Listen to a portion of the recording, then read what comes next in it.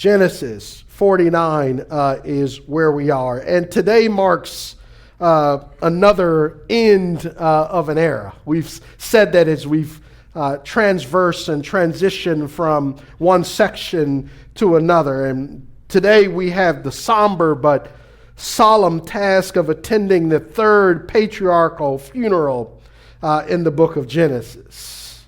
Having already funeralized Abraham and Isaac, it's time to bid farewell to the son and grandson of the patriarchs, Yaakov. I, for one, am ready for the ceremony, so I'm wearing my clergy gear today. I came ready to funeralize the patriarch Jacob because this is the last big moment in the chapter.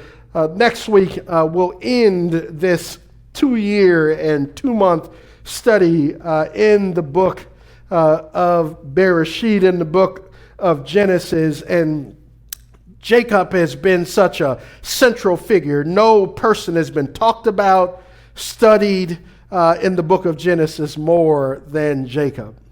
The main character of Genesis is God.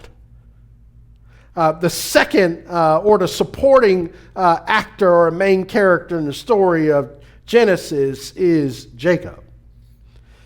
It's not Abraham and it's not Isaac or Yitzhak. It is Yaakov. It is Jacob. And so we've spent 25 chapters almost in and out of his life.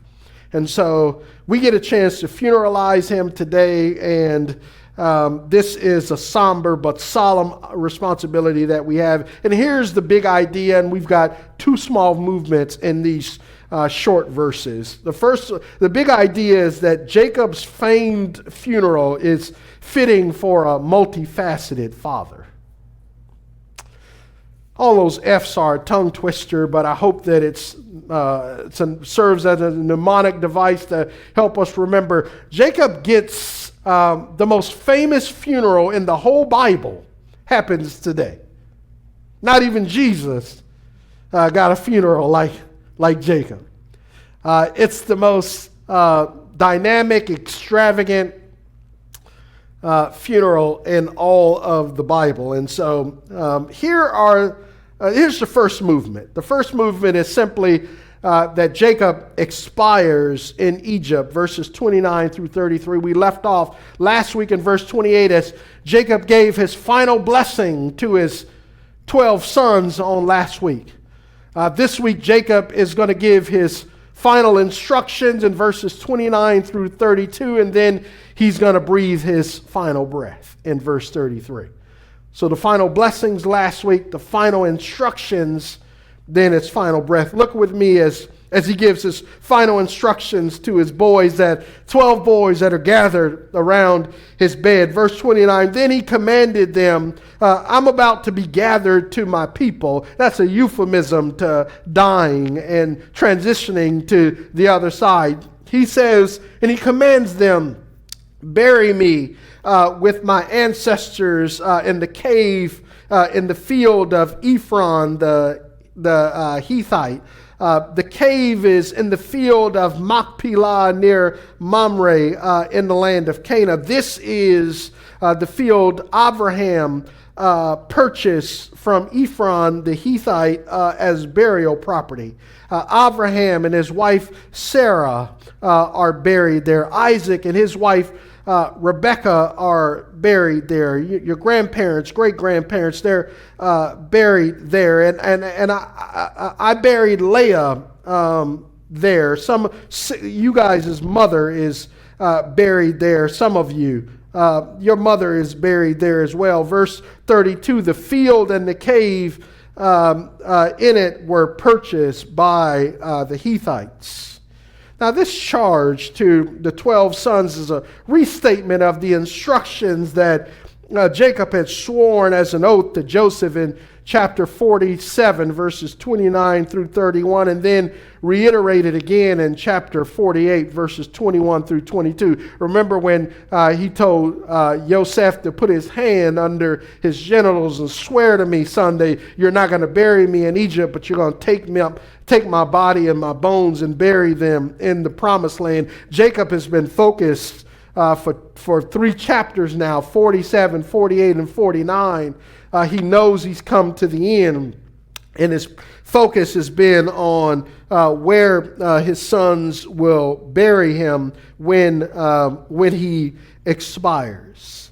And so now that was a charge he gave to Joseph. Now he's holding all 12 of his sons responsible to bury him in the land of Canaan. Because Jacob is focused on the promised land. He's focused on the promises and the plans, the dreams and the destinies that God has given his grandfather Abraham, that he reaffirmed with his father Yitzhak, Isaac, and now he's passing that on to his sons. Sons, don't bury me here. This isn't home. We have a burial property in Machpelah near Mamre, and it's been bought and paid for. It was the first piece of real estate that we bought in the promised land, was a burial property. So sons, take me home. And so all of the boys are now charged by their father with this responsibility. And so those are Jacob's final instructions. Now in verse 32, we transition as he takes his final breath. Verse 33, when Yaakov had finished giving charges to his sons, he drew his feet into the bed, took his last breath, and was gathered to his people.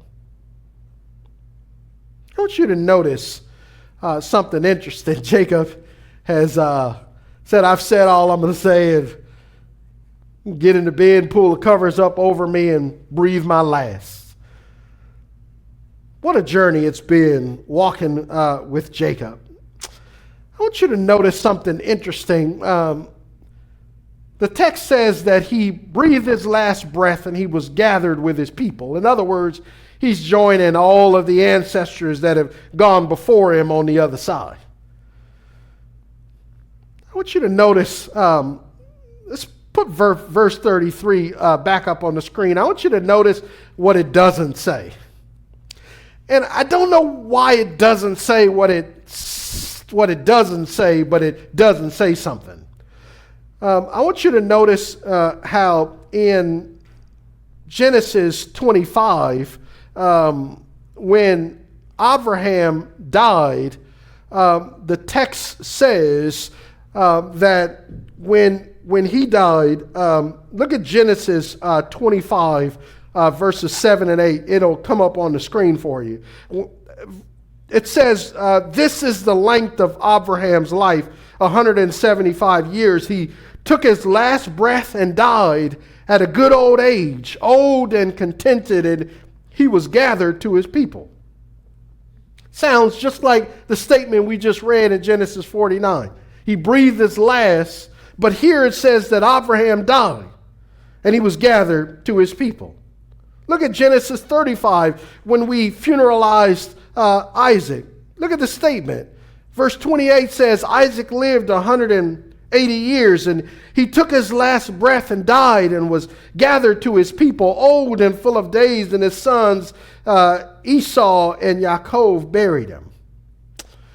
Why does Moshe say that Abraham and Isaac both breathed their last breath and they died and they were gathered to their people?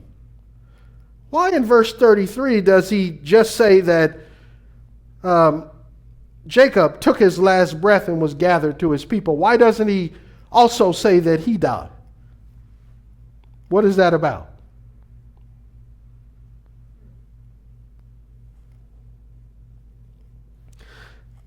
If you think I have an answer, you are sadly mistaken, because I do not. I'm just pointing out something that I think is fascinating, and you know what I'm doing. I'm taking notes, and I want to get to heaven and ask Moshe. I want to say, Moses, When Abraham died, you said he died. When Isaac died, you said he died. When Jacob died, you didn't say he died. Well, did your pen run out of ink? Well, what happened? Is that just semantics, or is there something to that? My job is just to point out things to you. I don't have all of the answers, and scholars don't either. It's just interesting that he breaks the pattern with Jacob that he had continued with his father and his grandfather. Interessante, and I can't explain it, and hopefully we'll get an answer in the by and by when we get to heaven. Jacob expires in Egypt, but he is entombed in Canaan. The next 14 verses. So Joseph has his father embalmed in Egypt. Look at verses 1 through 3. Then Joseph, leaning over his father's face, wept, and he kissed him. Joseph is the weeping patriarch, and he cries all the time. But doesn't this fulfill the promise that God made to Jacob in chapter 46? Remember when God told Jacob, don't be afraid to go down to Egypt. I'm going to bless you, and I'm going to make you a prosperous nation down, and not in the promised land. It's going to happen down in Egypt. And also Joseph is going to be the one to close your eyes when you die. And who is the son who embraces Jacob when he breathes his last, when he leans over on him and weeps and kisses him? Who is it? It wasn't the other 11 brothers, it was Joseph. Just as God said he would in Genesis 46. God is a promise maker and promise keeper. Verse 2, as they embalm the patriarch, it says, Joseph commanded his servants who were physicians to embalm his father, so they embalmed Israel. Notice he's called Jacob and Israel in the text. Verse 3, they took 40 days to complete this, for embalming takes that long, and the Egyptians mourned for him 70 days. Now, the typical mourning period was 7 days. But for Aaron and Moses, the Israelites wept 30 days. So the thought is that they wept during the 40-day process while Jacob is being embalmed. I don't know why embalming takes 40 days, but in Egypt, because of all of the rituals and the spices and all that they do in their specialized embalming and mummification techniques, it takes apparently 40 days. And so if they mourn 30 days for Jacob like they did for Aaron and Moshe, then 40 plus 30 equals 70. So we think that accounts for the 70 days, because that's an unheard of amount of time to mourn for anybody. So the patriarch is embalmed by Joseph, and now Joseph receives Pharaoh's endorsement to travel and bury Jacob in Canaan, verses 4 through 6. Joseph has got to put in for bereavement leave at work. You've had to do that too, I presume. And here he goes to his boss and files his bereavement leave. Look at this. It says, when the days in verse 4 of mourning were over, Joseph said to Pharaoh's household, if I have found favor with you, please tell Pharaoh that my father made me take an oath saying, I'm about to die. You must bury me there in the tomb that I made for myself in the land of Canaan. Now let me go and bury my father, then I will return. So Pharaoh said, go and bury your father in keeping with your oath. Pharaoh knows from personal experience that Joseph is a man of integrity, and so he grants his bereavement leave in order to maintain Joseph's character and reputation. If Joseph is given his word, you know he is a man of his word, and so he gets leave from work. That's interesting. You may have just noticed this, that Joseph makes his request to Pharaoh's household, not to Pharaoh.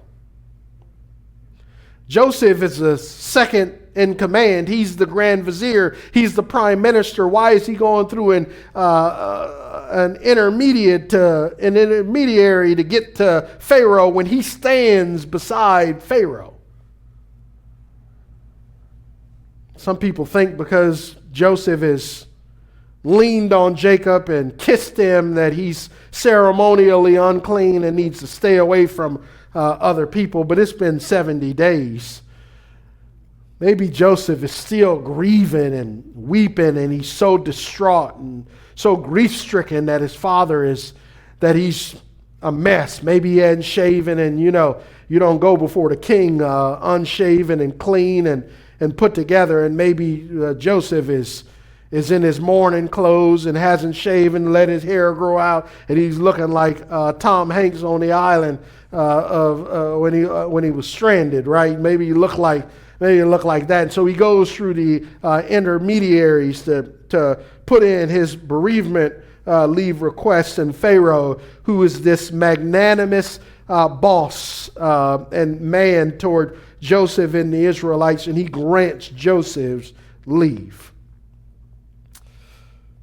I also find it fascinating that traveling from Goshen to Machpelah is somewhere between 250 to 300 miles on foot.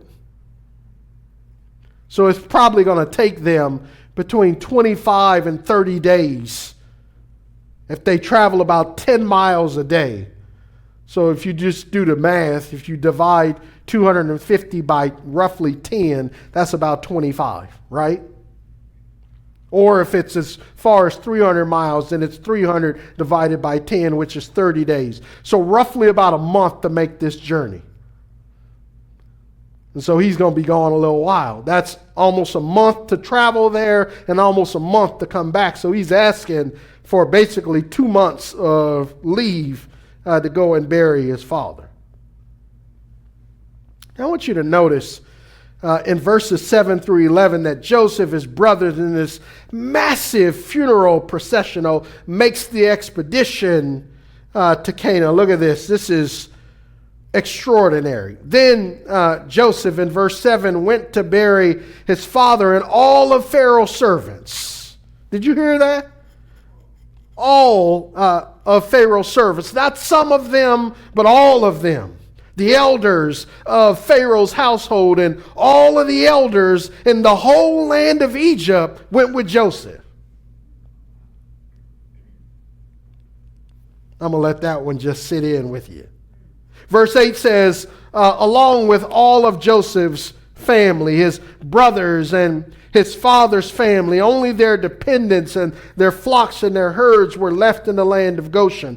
Horses and chariots went up with him, and it was a very impressive procession. You think? Verse 10, and when they reached the threshing floor of Atad, they crossed over the Jordan, and they lamented and wept loudly, and Joseph mourned 7 days for his father once they crossed over into the land of Canaan. Verse 11, and when the Canaanite inhabitants of the land saw the mourning at the threshing floor of Atad, they said, this is a solemn mourning on the part of the Egyptians. Therefore, the place was named Abel Mizraim. It is across the Jordan. Abel means a mourning ceremony, and Mizraim is how you say Egyptians in Hebrew. So it's the mourning ceremony of the Egyptians, Abel Mizraim. So as they enter into the land of Canaan, even the Canaanites recognize the extravagant and jaw-dropping display that this funeral processional is coming into the land of Canaan with. Maybe a couple of hundred people a part of this processional. I mean, because Jacob has got 70 people in his family that have come with them. Now, they've kept some of the kids behind, but Jacob's family is massive. And then all of Pharaoh's servants and all of the elders. And how did they get all of the elders and the tribal leaders and the folks that go with Joseph? This is unheard of. I love this because Gordon Wenham said this, and this was spot on. He says, the grandest state funeral recorded in the Bible was given to Jacob. His life story spans more than half of Genesis, and now, as befits the father of the nation, he's laid to rest with all the pomp and ceremony that Egypt could muster. Wow, he's spot on. Now, in the U.S., for certain distinguished leaders who die, they're afforded a full military honors, public lying in state at the Capitol. Have you guys seen that? A formal procession initiated by a presidential proclamation, proceedings that include a 21-gun salute, flags draped over the coffin, and a final interment ceremony. That's what we do to dignitaries and important people, distinguished leaders. They get to lay in state at the Capitol. Jacob is basically getting an ancient Near Eastern version of what we would do if a president died. Jacob is no president. He's an alien, a foreigner, an outsider. He's a sojourner in Egypt, but yet he's being laid to rest like as if he is Pharaoh. And I think it's fitting this unique patriarch of the Jewish people. Look at 12 through 14 as they funeralize Yaakov, as they lay him to rest. The brothers inter their father with excellence, and then they return to Egypt. Verse 12 says, so Jacob's sons did for him what he had commanded. They carried him to the land of Canaan and buried him in the cave at Machpelah near the field near Mamre, which Abraham had purchased as a burial property from Ephron the Hittite. After Joseph buried his father, he returned to Egypt with his brothers and all who had gone with him to bury his father. The brothers laid Jacob to rest with excellence, with dignity, with gravitas, with pomp and circumstance of the patriarch worthy of this sort of designation and distinction. As we turn the page, I want to share an excursus with you, a little bit of a side discussion. And I want to talk about the exacerbating exercise of eulogizing an enigma like Jacob. You guys see what I did with those E's? That's hard work. I can tell you, and I gave you this in your slides, so just read along. This is just Pastor Darrell's musings here. Eulogizing anyone is a difficult task. I've had to do it before, and it's always difficult. Due to time constraints, there's always consternation regarding what must be said and what must go unsaid for one reason or another. What would the deceased want said, which at times might conflict with what you want to say? No matter where you land on the eulogy, you'll always wish you had said one more or one less thing. You feel all of this unsettledness for a regular person. How much more for an enigma like Jacob? Have you ever met a person in the Bible more perplexing and puzzling or problematic than him? Considering Jacob's complexity, how do you eulogize him? What do you say? What do you leave unsaid? What's fair or unfair? Here's one of the colossal questions about Jacob that Moshe doesn't address, and neither has any of the commentators that I've interacted with during this entire Genesis study. And it's this. Did Jacob ever learn of what truly happened to Joseph? If he does, he doesn't hold his sons accountable for their actions. Why is that? If he never asked what happened to Joseph, shouldn't he have? When Jacob died, was he more Jacob than Israel or more Israel than Jacob? Do you see why this is an excruciatingly difficult task? What do you say about Jacob? Because we just laid him to rest and it's time to eulogize him. What do we say? So Wednesday during Life Group, we're going to get to eulogize him. You guys are going to get to share your eulogy for the patriarch. What do you say? What are you going to say on Wednesday at 7 o'clock about the patriarch? How do you speak well of an enigma? Somebody who you can't figure out. Somebody who's like Jell-O, you can't nail them down. Somebody who's fluid like water. What do you say about a person like that? So Wednesday during Life Group, we're just going to figure out how we eulogize the patriarch. Which leads to the Coram Deo. Because here are my three big takeaways about Jacob and his I can't wait to meet him. He is one of the most fascinating characters in all of the Bible. And remember, the children of Israel aren't called the children of Abraham. They're not called the children of Isaac. They're called the children of Jacob, the children of Israel. He is central to the biblical story.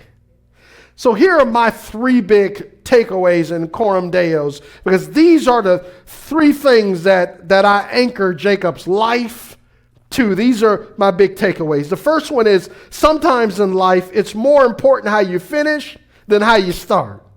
Jacob went from being as slippery as an eel to as stable as an Ebenezer.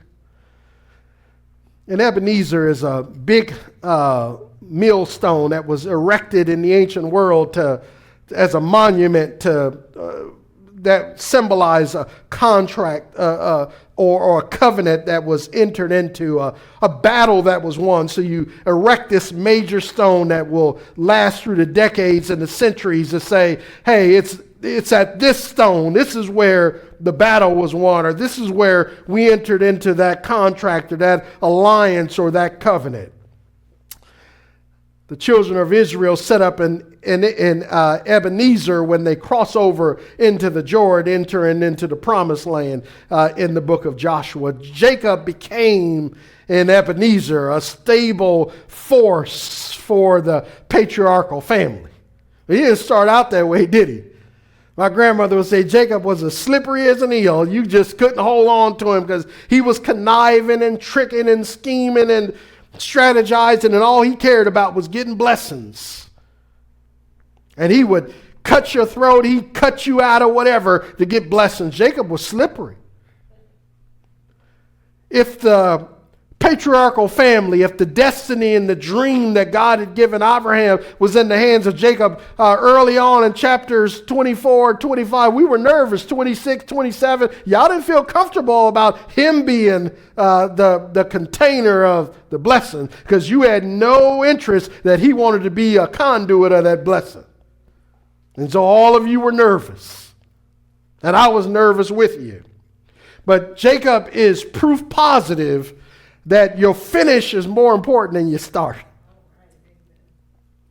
Now it's good. Now don't miss it. I'm not against getting off to a good start because I think it sets you up to finish well. Jacob didn't start well, but boy, did he finish well. So his character, his integrity, his moral compass evolved over time because he had zero early on. But you watched him. You watch God radically transform him. And remember I told you guys when we met Jacob early on, Jacob is not going to make a massive transformation. He's going to get a little bit better. And he did over time. Secondly, that's his character, his faith. Jacob's transformation from self-reliance to God-reliance is compelling. I wonder where you are in that process. Jacob started out, man, he wasn't interested in God. Jacob was about, the only person that mattered to him was me, myself, and I. That was his Trinity. Jacob felt like he could outthink everybody, outmaneuver, out-strategize, out-con, out-trick. It didn't matter who it was until Laban tricked him and gave him Leah on his wedding night and not Rachel. That's when he learned he wasn't the trickster of all tricksters. Yeah, he could con his twin brother Esau and take advantage of his visually impaired father, but his uncle Laban got the best of him, and he had to live with that the rest of his life. Jacob learned in that, and what his uncle Laban did to him, hey, you need to rely on God and stop relying on your own strength and your own ingenuity and your own innovation. That's only going to get you so far in this world, young man, and he learned that. You guys remember when he was leaving Laban's house? He believed God to get him back to the promised land.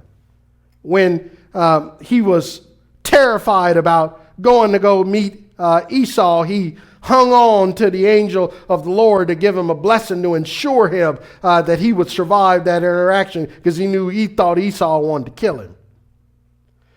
Remember, after the slaughter at Shechem, he goes back to Bethel, where he first met the Lord in chapter 28. He goes back to Bethel in chapter 35, and he sacrifices and worships to the Lord because he knows he needs the Lord to protect him, because the Canaanites are probably going to want to kill him when they hear that Simeon and Levi had slaughtered all of the Shechemites. So he relies on the Lord to protect him. And what does God do? God confounds the Canaanites and develops this terror and this fear amongst them so that they don't attack Jacob and the Israelites. God defeated the plan to come against the Israelites. God did that in chapter 35 because Jacob trusted God. Jacob didn't come up with a plan to figure out how we're going to get ourselves out of this mess. Trusted God. When it was time when Simeon was left in Egypt and they needed more food, and he was reluctant to send Benjamin, he sends Benjamin, and what does he tell the brothers as the 10 brothers as they head back with Benjamin? He says, may the El Shaddai cause the man to be merciful to you. He didn't say, brothers, here's the plan, here's the scheme. The only thing he sent them with was the El Shaddai. That was new for Jacob. So we watched in all of these ordeals that Jacob moved from self-reliance to God reliance. And I wonder where we are and how God is using our circumstances and situations to challenge us to rely less on ourselves and more on the God who saves from the guttermost to the uttermost. I wonder how God is challenging us to put our trust and our reliance and our dependence more and more on Him each and every day. What does that look like for you? And then lastly, again, Jacob is an enigma. He's somebody who's hard to understand. He's a puzzle that's difficult to figure out. Number 3 kind of says it, because Jacob both perpetuated generational curses that nearly destroyed the patriarchal family, didn't he? What was the main patriarchal curse that Jacob perpetuated? It was what? It's an F word. It was favoritism. Why? Because Isaac favored his twin brother Esau, but Rebekah favored Jacob. And that favoritism almost caused Esau to kill him. And what does Jacob do? Knowing the dysfunction in his own family and how favoritism almost ripped the family apart and endangered the patriarchal blessing, what does Jacob do? He favors Joseph more than the other brothers. Why? You saw what it did to you and your twin brother. Why would you put in peril the patriarchal blessing? Why would you do that? But Jacob did. So while he perpetuates the generational curses that nearly destroyed the patriarchal family, he also perpetuated the blessings that destined the patriarchal family to realize the benefits of the Abrahamic covenant. Jacob did both of those things. he pointed the brothers, his sons, to God's plans and purposes. He reminded them about who God was and about what God had promised. And he's always pointing the brothers, his sons, pointing them forward to God's destiny and dream that he originally had given their great-grandfather, Jacob's grandfather, way back in Genesis chapter 12. So Jacob almost destroys the family, but then he also particularly destines them and positions them to realize the blessings and the benefits of the Abrahamic. Jacob did both. Interesting. God, we thank you for this story. This is the story of redemption. This is your story. Genesis is history, but it's your story. And God, Jacob is a huge part of that story. And we have been trekking with him over these almost 25 chapters or whatever. And it has just been a fascinating, gripping, riveting experience to follow the patriarch as he almost dooms the family, and then he destines the family to be right where they need to be when they need to be there. This is unrivaled, unparalleled in the scriptures, and we're grateful that we've had a front row seat to see it all. Now, God, we ask that you would allow the lessons from Jacob's life to be realized in us. May the virtues that we learn from the patriarch, may they go with us. May we keep them and may we pass them along. And then, God, may the mistakes that Jacob made, may we avoid those like the plague in our families and in our relational world and in our spheres of influence. So God, we are grateful.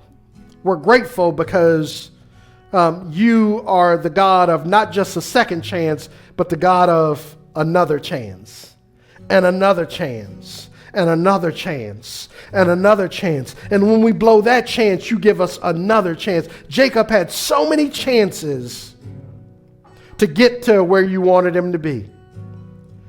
To go from slippery as an eel to as stable as an Ebenezer. That's all by your grace, because he sinned so many times. So God, thank you that your grace and your mercy gives us opportunity after opportunity to get it right. God, we're all the beneficiaries of your grace and your mercy. We're standing today because you gave us another chance. God, thank you for fantastic finishes. Great starts are great, but fantastic finishes are always better than great starts. Thank you that Jacob finished well. And I pray this over the people under the sound of my voice, those that are live in the building and those that are watching virtually. God, may they have fantastic and famous finishes like Jacob. And then, God, may we breathe our last breath and be gathered with the saints that have gone on before us, that are gathered around your throne singing your praises. So we love you because you first loved us. In Jesus' name. And everybody said, amen.